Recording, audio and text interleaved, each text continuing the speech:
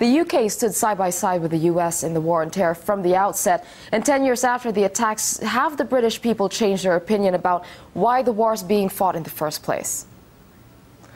I'm not sure if British public opinion has really changed its understanding of what the so-called war on terror is about, but I think they would do well to look at what's happening in Tripoli in Libya today.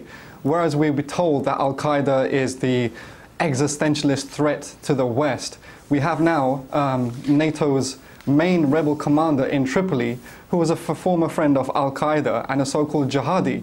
So this is really the big news story of today, which hardly any of the news networks are covering. And also today in Libya, after nearly 10 years after 9/11, we saw defeat after defeat actually for the West after 9/11, definitely with the resistance in Iraq, which bogged down the empire so the rest of the global South could develop, especially Latin America and China, with the defeat by Russia of NATO in the conflict with Georgia and by Hezbollah against Israel in 2006.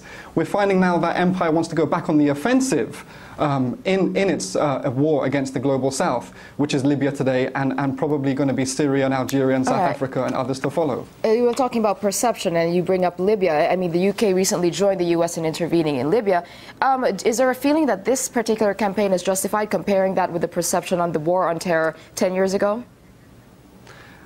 I think there's truth in what you're implying in as much as that they've more or less successfully sold this NATO war and aggression on Libya to the Western public and to much of the Arab public. But nevertheless, no lessons have obviously been learned by the West, because what they've done in Libya, Gaddafi has more of a social support in Libya than the Taliban do in Afghanistan. Unlike Afghanistan, Libya is just neighboring Europe. So with the resistance that is raging in Ben Walid, in Sirte, in Tawarga, in Sabha, etc. in Libya, I think Europe needs to watch its back. Okay, since the terror attacks in Europe, I mean, it has still continued even after the war on terror was launched. I mean, has Europe actually won anything from this, from taking part in this global war on terror, of course, that the US had led? No, it has won nothing. It's seen defeat.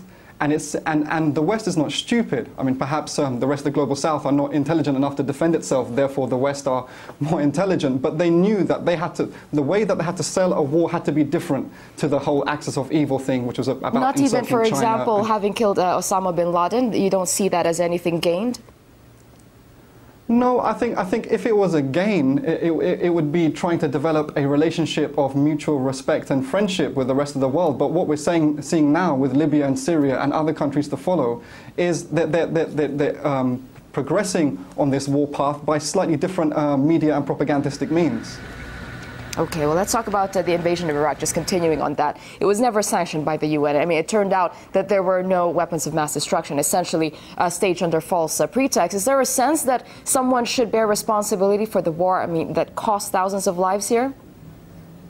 Absolutely. The onus is on the global South to hold empire and the West accountable.